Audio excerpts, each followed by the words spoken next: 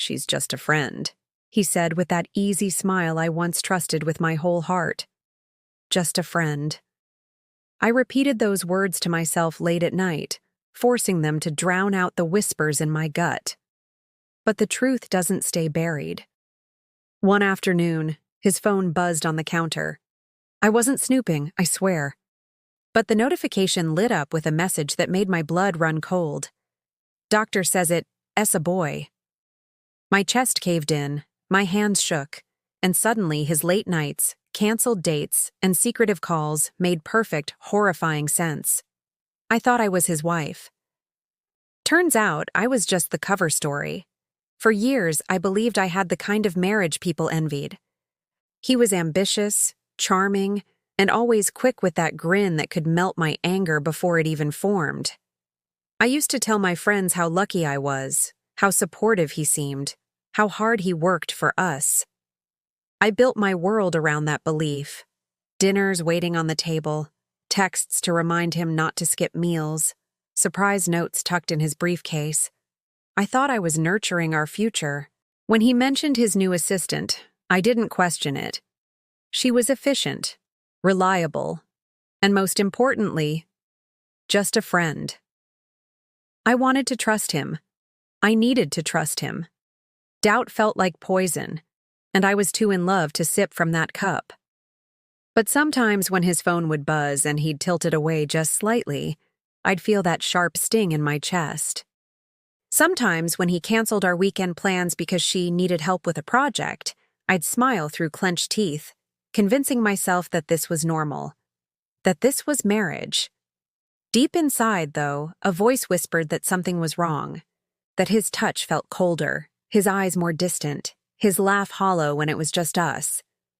Still, I ignored it, because to admit it would mean shattering the image I clung to, the image of a faithful husband, a happy home, and a love worth fighting for. I never realized the fight wasn't with the world. It was with the lies he was feeding me every single day. And then came that one message, the one that confirmed my worst fear. The night after I saw that message, I lay beside him in bed, my body stiff, my heart pounding against my ribs. He slept soundly, his arm draped over me like a heavy chain, and all I could hear in my head were those words, "Doctor says it's a boy." I wanted to scream, to shake him awake, to demand the truth, but instead I stared at the ceiling, frozen in silence. If I confronted him without proof, he'd twist it, make me feel crazy, paranoid, insecure. He was good at that. Too good. So I began to watch him more closely. He started coming home later, his excuses thinly veiled. Work ran over. She needed help with reports. Sometimes he'd walk through the door with a faint smile still lingering on his lips, the kind of smile I hadn't seen directed at me in months.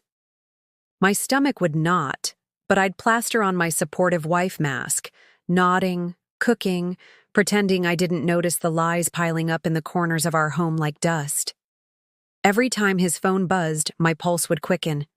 He guarded it like treasure now, never leaving it out of reach. One evening, as he showered, I picked it up, my hands trembling so violently I almost dropped it. His messages were locked. He had changed his password. That was the moment I knew. People don't build walls unless they're hiding something behind them. The little things began to scream at me. Lipstick smudged faintly on his collar, a different cologne I didn't buy, and once, a receipt for a dinner for two. On a night he told me he was working late. I swallowed my pain in silence, but inside, something in me was breaking. No, something was hardening. The worst was when he'd mention her casually, as if she were harmless. She's so dedicated. She works so hard. His eyes would light up in a way they hadn't for me in years. I'd nod, smile, and excuse myself to the bathroom, where I'd stare at my reflection, trying not to hate the woman looking back at me. And yet, I still wasn't prepared for the final nail in the coffin. A week later, I was folding laundry when his jacket slipped from the hanger. A folded piece of paper slid from the pocket. My breath hitched as I opened it. It was an appointment slip. An ultrasound appointment. Her name, was printed in black ink, along with his phone number as the emergency contact.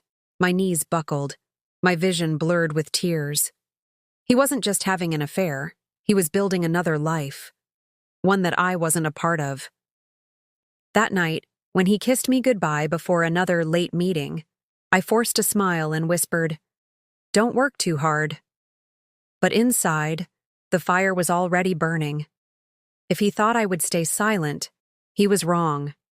He gave me lies, betrayal, and humiliation. I would give him something far worse. I didn't explode right away. No, that would have given him power. Let him paint me as the irrational wife. Instead, I planned. I waited. I sharpened my silence into a weapon. The night came when he strolled in past midnight, his tie loose, his shirt smelling faintly of her perfume. He tossed his jacket on the couch, muttering, "Long day," without meeting my eyes. I looked at him, my voice steady. "How was the ultrasound?" His head snapped up. For a split second, panic flashed across his face before he buried it under a smirk. "What are you talking about?" I threw the folded slip on the table between us. He stared at it, his lips parting, his hands twitching. "Her name," I whispered, my voice trembling. "With your number listed as the father." Silence. A suffocating silence that filled every corner of the room. His jaw tightened, his eyes darted away, then back to me. "It's not what you think," I laughed, a sharp, broken sound. "Not what I think. She's carrying your child, while you've been coming home to my bed, eating the dinners I cooked, letting me believe I was enough." He opened his mouth, but I cut him off, my voice cold now. "You lied to my face, over and over, and you thought I wouldn't find out." His bravado faltered. He reached for me, but I stepped back. For the first time, I saw him clearly. Not the charming husband, not the man I thought I loved, but a coward who built his kingdom on betrayal. I leaned closer, my words like a knife. "You think you've destroyed me, but you have no idea what I'm capable of." His expression shifted. Fear, real fear, flickered in his eyes. I smiled, calm and deadly. "Enjoy your new family. You'll need them, because soon, you'll have nothing else." And in that moment, I wasn't his wife anymore. I was his reckoning. I didn't scream. I didn't beg. I didn't even cry in front of him. That would have been too easy for him, proof that he still had power over me. Instead, I smiled. A calm, terrifying smile that unsettled him more than my tears ever could. The next morning, while he left for work, I went to the bank. Every joint account, every investment, every financial tie we had, I severed it. Quietly, methodically. By the time he realized what was happening, his cards would be declined, his accounts empty. Then I called his boss. I sent every piece of evidence, the messages, the receipts, the ultrasound slip. His assistant wasn't just a friend, she was violating workplace policies, and so was he. I didn't need to ruin his reputation. He did that himself. I just handed them the proof. But my favorite part? The dinner. I invited them both to what he thought was a reconciliation dinner. Candles, wine, the whole performance. He arrived, nervous but hopeful, with her at his side. And when the plates were set, I slid across the table a neatly wrapped envelope. Inside, the divorce papers, the evidence, and a single note in my handwriting. "Bon appétit. This is the meal you ordered." His face drained of color. Her hands shook. I stood, my voice steady, my heart no longer heavy. "You two deserve each other, and I deserve better." I walked away from that table lighter than I had in months. For the first time, the silence in my home didn't suffocate me. It set me free. And now, when people ask why I look stronger, why I smile like I survived a storm, I only say this: because sometimes betrayal isn't the end. It's the beginning of the life you should have had all along. But tell me this: If someone you loved shattered your world the way he shattered mine, would you walk away quietly?